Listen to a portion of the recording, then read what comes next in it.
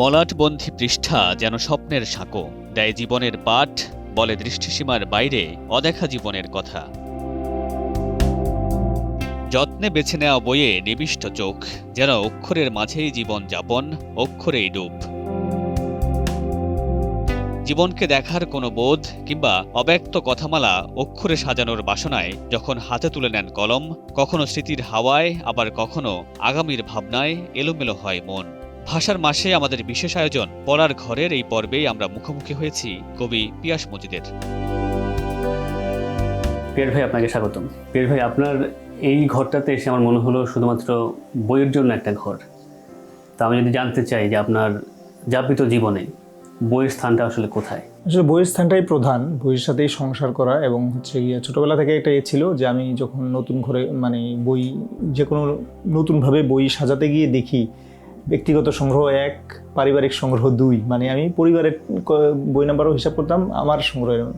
অনেক সময় হয়তো যে আমার বইটা কখন 100 হবে, যে তাকটা পূর্ণ হবে বা হবে। এখন অনেক সময় হয় যে এত বেশি হয়ে যায় বই, যে প্রয়োজনে খুঁজে পাওয়া যায় না। তো শেষ পর্যন্ত এটা একটা আনন্দও আছে, এটার ভিতরে যেমন অন্য বস্তুগত বিষয়ের চেয়ে এটার ভিতরে একটা অপার্থিব আনন্দ আছে অক্ষরের সাথে বসবাসে। রবীন্দ্রনাথ যেরকম বলছেন যে লাইব্রেরির ভিতরে গেলে যেমন হয় যে এত নিস্তব্ধ অক্ষর ঘুমিয়ে আছে, হঠাৎ যদি তারা জেগে ওঠে তাহলে কি কাণ্ড হবে, একটা ঘরের মধ্যে। এই সময়ের সবচেয়ে পড়ুয়া লেখক বলা হয় আপনাকে। আমি সাধারণত আমরা জিজ্ঞেস করি যে আপনার সংগ্রহে কি কি বই আছে, কিন্তু আমি আপনার সংগ্রহে দেখে আমার ইচ্ছে করছে আপনাকে জিজ্ঞেস করি আপনার সংগ্রহে আসলে কি নাই। তো একটা বিষয়ের দিকে আমার চোখ পড়ছে যে সৈয়দ হকের দিকে আমি লোক পড়ছি, যে উনি আমাদের সব্যসাচী লেখক। আপনিও বিভিন্ন বিষয় লিখেন, শুধু কবিতা না। ওনার প্রতি কি আপনার কোনো আলাদা কাজ করে? হ্যাঁ, ওনার বিভিন্ন সময় আমার এই ঘরে যেমন সামনের ঘরে আছে জীবনানন্দ দাশের রচনা সমগ্র, সৈয়দ শামসুল সমগ্র আছে, আর অনেকের সমগ্রই আছে। তারপরে আগ্রহের কারণ হচ্ছে যে বিভিন্ন মাধ্যমে কাজ করার যে বুদ্ধদেব বসুর প্রতি আকর্ষণ, যেই কারণে যে গদ্য যখন পড়ি মনে হয় যে এমন গদ্য, এটাই তো আমি চাচ্ছিলাম পড়ার জন্য। তো এই বিষয়ের জায়গা থেকেই এরকম বিশ্ব সাহিত্যেও এরকম অনেক আছে। তো ওই জায়গা থেকেই একটা পক্ষপাতের জায়গা ঠিক না, বলবো অনুরাগের জায়গা, সেটা সবসময়ই আছে এবং একবার নাই, অনেকগুলো বারবার পড়া যায় এমন লেখা। আমি যদি জানতে চাই যে আপনার যে বই সংগ্রহের বিষয়টা বা পড়ার বিষয়টা, সেটা আসলে কবে থেকে কীভাবে হয়? সেটা আসলে বাল্য অবস্থা থেকেই ধরেন পড়ার প্রতি তো একটা ঝোঁক ছিল। পাঠ্য বই পড়ার পর আমি খুব হয়ে যেতাম, ওরিড হয়ে যেতাম যে গল্পগুলো তো পড়া শেষ, আবার নতুন বই কখন আসবে। সেগুলো খুব আনন্দের সাথেই আমি গ্রহণ করতাম। স্কুলের বাইরে যে এত বইয়ের একটা জগৎ আছে সেটা আরও কিছু পরে জানলাম। আমার শহরে যেটা হয়েছে, বিশ্ব সাহিত্য কেন্দ্র স্কুল কার্যক্রম যখন শুরু করে আমি এটা সদস্য হই, আমি প্রথম পড়ে গিয়ে দেখলাম যে রবার্ট লুইস স্টিভেনসনের সেই বই, যে সময় হচ্ছে প্রথম পথের পাঁচালী পড়ি, যে দুপুরটা আমার মনে আছে, যে দুপুরটা বদলে গেল, যে আমার কুমিল্লা শহর মনে যে নিশ্চিন্দিপুর হয়ে গেল। তো এগুলো হচ্ছে বিশ্ব সাহিত্য কেন্দ্র আমাকে এটা অনেকটা দিয়েছে, যে স্কুল তাদের কার্যক্রমের ভিতরে যে বইটা, সেই সূত্রে যখন তাদের কলেজ কার্যক্রম পর্যন্ত গিয়েছি, এর বাইরে আরও ক্ষুধাতুরি হলো। তো তারপরে শহরের লাইব্রেরিগুলোতে ঢু মারলাম এবং সাথে সাথে তো লেখালেখিরও শুরু। তো লেখালেখির সূত্রপাতে তো নানানভাবে হয়ে যায়, এমন হয়েছে অনেক যে একটা বই পরদিনই একজনকে শেষ করে দিতে হবে, বইটার পৃষ্ঠা সংখ্যা 300, কিন্তু বাসায় হচ্ছে পড়ার চাপ, সামনে পড়তেও পাবে না, তো বিনিদ্র রাত জেগে সেই বই পড়ে। এগুলো আসলে এখন খুবই এবং এটা এখনও রয়ে গেছে। যখন লোকাল বাসে চলাফেরা করি সবসময় সাথে না কোনো বই থাকে, অনেক সময় পড়ি, অনেক সময় পড়ি না। এখন এই বিস্তৃত পড়াশোনা বাটের বা সংগ্রহের থেকে আমি যদি জিজ্ঞেস করি আপনার প্রিয় বই কোনগুলো, যেগুলো আপনি বারবার ফিরে যান, বারবার দেখেন, বইগুলো বারবার পড়তে হয়?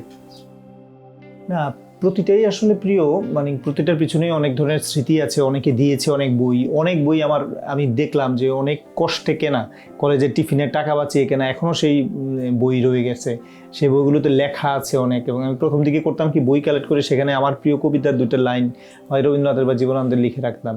সেগুলো যেমন আমার কাছে খুব স্মৃতিময়। আর স্মৃতিময় কিছু বই আছে, যেমন আমি 2টো বই এখানে দেখাতে পারি, যে কবি শামসুর রহমান তার নিজ হাতে লেখা গোরস্থানে কোকিলের করুণ আহ্বান, এই বইটি লিখে উপহার দিয়েছিলেন কবি শামসুর রহমানের। তখন আমি বিশ্ববিদ্যালয়ে পড়ি। আর হচ্ছে এই যে সিরীয় কবি দুনিয়া কাঁপানো অ্যাডোনিস, তিনি এসেছিলেন ঢাকায় সাহিত্য সম্মেলনে, তার হাতের স্বাক্ষর, এটা তার সিলেক্টেড পোয়েমসের একটা কালেকশন।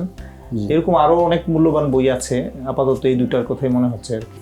অনেক সময় টিফিনের টাকা বাঁচিয়ে বই সংগ্রহ করেছেন, এরকম অনেককে আমরা শুনি যাদের পাঠের খিদে থেকে যায়, তারা নিজের খরচের অন্য একটা টাকা সংগ্রহ করে ওই টাকাটা বইয়ের পিছনে ব্যয় করে, কিংবা বই সংগ্রহ করতে গিয়ে অনেক কষ্টের অভিজ্ঞতা তাদের আছে। অনেক দূর গিয়ে বই সংগ্রহ করেছি, অনেকের কাছ থেকে ধার নিয়েছি, টাকা ছিল না ধার করেছি, সেরকম কোনো গল্প যদি আমাকে বলেন। না, আমার হচ্ছে পড়ার ক্ষেত্রে যেমন হচ্ছে কুমিল্লার পাবলিক লাইব্রেরিতে পড়তে যেতাম, সেইখানে হচ্ছে সবাই দৈনিক পত্রিকা পড়তে যেত। এখন ভালো লাগে যে অনেকে কিন্তু শর্ত দেয় যে এই লাইব্রেরিতে কোনো দৈনিক পত্রিকা পাওয়া যায় না, কারণ বই থাকে কিন্তু বইয়ের কোনো পাঠক নাই। তো ওখানে দেখা যাচ্ছে যে অধিকাংশ বইয়ের প্রথম পাঠক হয়তো আমি। এবং আশ্চর্য ব্যাপার, কুমিল্লার সেই লাইব্রেরিতে বসে আমি শহীদুল জহির পড়েছি, গাব্রিয়েল গার্সিয়া মার্কেজ পড়েছি, জীবনানন্দ দাশ পড়েছি। তো একদিন একটা বই পড়তে নিলাম আমি 300-400 পৃষ্ঠা। আমি ভাবলাম যে এটা অনুমান করে নিলাম যে আমার কয়দিন লাগবে আর কি। তা আমি ঊর্ধ্বশ্বাসে পড়ছি, হাঁটুতে রেখে বইটা পড়ছি। লাইব্রেরিয়ান সবাইকে এতটাই বই মানে পত্রিকা পড়তে দেখতে অভ্যস্ত, উনি মনে করেন যে বই পড়লেই বইটা নষ্ট হয়ে যাবে। তা আমাকে বললো যে তুমি এভাবে পড়ছো, হাঁটুতে রেখে বই পড়া তো নিয়ম নাই, টেবিলে বসে পড়ো, আর তোমার মতো ছোট ছেলের এত মোটা বইয়ের কি দরকার। তাই আমি তাকে বললাম যে এটা কোথায় লেখা আছে, আপনার তো আরও ইয়ে করা উচিত, যে কেউ তো বই পড়ছে না, আমি পড়ছি, আমাকে পুরস্কার দেওয়া উচিত। তো উনি বলে কি, আরে আশ্চর্য, তোমার তো অনেক সাহসের কমে যায়। পরে এমন হয়েছে, উনি তখন মানে বদলির সূত্রে এখানে গিয়েছেন, তো উনি বললো যে আমি এসে তো এখানে অবাক যে কেউ এখানে বই পড়ে না। আমিও আসলে এটার সাথে ইউজ টু হয়ে গেছি। তো পরে উনি অনেক হেল্প করেছেন, অনেক বই দিয়ে আমাকে। খুবই একটা করুণ অভিজ্ঞতা বলছি আপনাকে, যে একটা মৃত বাড়িতে গিয়েছি একজন দুঃসম্পর্কের আত্মীয়ের। আমি দেখছি যে সবাই শোকাচ্ছন্ন, আমিও শোকাচ্ছন্ন, কিন্তু আমি অতটা স্পর্শ করছি না, কারণ আমি ছোট এবং অতটা বুঝি না মৃত্যুর মানে গহন সম্পর্কে। তো আমি দেখছি কি ওই বাড়িতে একটা বই, জীবনানন্দ দাশের কবিতা মানে আলমারিতে, কিন্তু সময়টা এমন, কাউকে যে আমি বলবো যে আমাকে এই বইটা এক রাতের জন্য পড়তে দেন, ওই আফসোসটা আমার অনেকদিন থেকে গেছে যে এই বইটা যদি। এবং মফস্বল শহরে তখন খুব সহজে বই পাওয়া যেত না, এখন যেভাবে অনলাইনে অর্ডার করলে পাওয়া যায়। ওই ক্ষেতগুলো পরে দেখা গেছে যে জীবনানন্দের এত জীবনানন্দের বাড়িতে গিয়েছি আমি, মানে যেখানে হাসপাতালে মারা গিয়েছেন, শম্ভুনাথ পণ্ডিত হাসপাতালে, সেখানে গিয়েছি। তো এগুলো আসলে কোনো না কোনোভাবে তখন স্মৃতিগুলো মনে পড়ে আর কি। জীবনানন্দ আপনাকে কীভাবে সঙ্গ দেয় একজন পাঠক হিসেবে? হ্যাঁ, খুব ভালোভাবে সঙ্গ দেয়। জীবনানন্দের বই যখন আমি, এখানে একটা বই আছে কলকাতা ছাড়ছি নামে, তো আমি একদিন কলকাতা ছাড়ার আগে মানে বইটা কালেক্ট করলাম। আমার এক বন্ধু ওই দিন বললো যে আমি তখন ছবি দিয়েছি যে যাচ্ছি এবং বইটা কালেক্ট করলাম। তো ভালোই হলো যে কলকাতা ছাড়ছ, বইটার নাম হচ্ছে কলকাতা ছাড়ছি। তো এইভাবে ধরেন জীবনানন্দ কোনোভাবে নানানভাবে মিশে আছেন। এবং জীবনানন্দের বইগুলো যখন পড়ি, যে বইয়ের দাম, আমার একটা গল্পও আছে নগর ঢাকায় জনক জীবনানন্দ নামে। তো বইয়ের দাম যখন দেখি যে জীবনানন্দের বইয়ের দাম এত, কোনো বই জীবনানন্দ সম্পর্কিত বইয়ের দাম, তখন আমার হায় এই কয়টা টাকার জন্য চিঠিতে লিখতো যে আমার এতটা টাকা অতি জরুরি, প্রকাশকদের কাছে, প্রকাশকদের কাছে, বিশেষ করে পত্রিকার কাছে, যে আগাম দেয়া যায় কিনা। তো ওইটার প্রেক্ষাপটে কিন্তু আমার গল্পটা লেখা, যে জীবনানন্দ তো প্রায় অধিকাংশ কবি লেখকেরই তাই, জীবনানন্দের আরো বেশি, যে কারণে আমি বলি যে জীবন বেদনার থেকেই আসলে তার প্রতি আকর্ষণটা। আপনার নিজের কবি জীবনটা আসলে কেমন? এই কবি জীবন যাপন করতে গিয়ে আপনাকে কি ধরনের বাস্তবতার মুখোমুখি হতে হয়েছে? না, আমাকে তো অনেক বিরুদ্ধ বাস্তবতার মুখোমুখি হয়েছে। আবার আমি ভাবি যে যারা আমার প্রিয় কবি,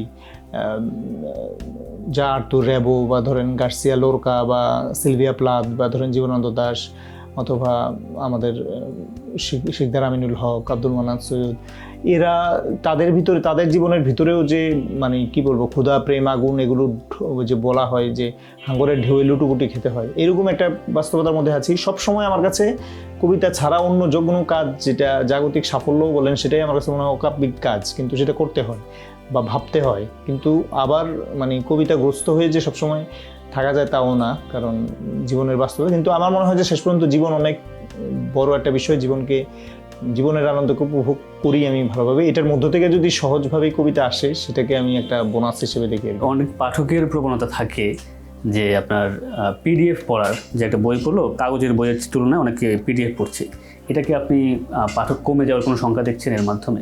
হ্যাঁ, কিছুটা তো বটেই, কিন্তু সবটার সত্য না। আমি অনেক ক্ষেত্রে এমন দেখি যে যারা ধরেন পিডিএফ পড়ছে, পিডিএফ থেকেই মানে অনেকের এমন হয়, আমি দেখেছি ব্লগে বিভিন্ন জায়গায়, যে নর্মালি হয়তো এটা বিষয়ে আগ্রহী না, কেউ কোনো জায়গায় পিডিএফের একটা সূত্র বললো, সে তখন এই বইটার সূত্রে ওই লেখকের অন্যান্য সব বই সন্ধান করলো। আসলে মানুষের বাস্তবতাও দেখতে হবে। যখন ধরেন আমাদের দেশে যে বাস্তবতা, অনেকে দেশের বাইরে যারা থাকে, বিপুল একটা জনগোষ্ঠী আমি দেখেছি, সে কীভাবে কানেক্ট হবে, তার বইমেলার বই পেতে তো অনেক সময় লেগে যাবে, অর্ডার দিয়ে আনতো। সেটা কিন্তু একটা বড় সুবিধা। আবার সেটাও আছে যারা চলতি লেখক বা যেই বই চালু আছে, সেটা না হলে ক্লাসিক বইগুলোর পিডিএফটাই হচ্ছে অনেক হেল্পফুল, কিন্তু আমি এটা মনে করি যে অনেক ক্ষেত্রে কিন্তু সহায়ক। আমি দেখেছি যে একটা বই সূত্রে ওই লেখাটা লেখকের পাঠকের কাছে পৌঁছায়। পাঠকের কাছে পৌঁছায় এবং ওই লেখকের অন্যান্য বই সম্পর্কে আগ্রহী হয়, এবং যার আমি মনে করি যে সেই নাছর আগ্রহ আছে সে আসলে সেই বই সংগ্রহ করবে। এবং আপনি ঠিকই বলেছেন যে সেই জায়গায় লেখকের কপিরাইট বা অনেক কিছু তো copyright-এর বিষয়, জি। লঙ্ঘিত হয় এবং সে বঞ্চিত হয়। তো আর বইয়ের সাথে সরাসরি সংযোগের জন্য এটা খুবই দরকার। অসংখ্য ধন্যবাদ পিয়াস ভাই, আপনার লেখার ধারা অব্যাহত থাকুক, আপনি আরো লিখুন, আমরা পাঠক হিসেবে আরো সমৃদ্ধ হই। আপনাকে অসংখ্য ধন্যবাদ সময় দেওয়ার জন্য। অনেক ধন্যবাদ।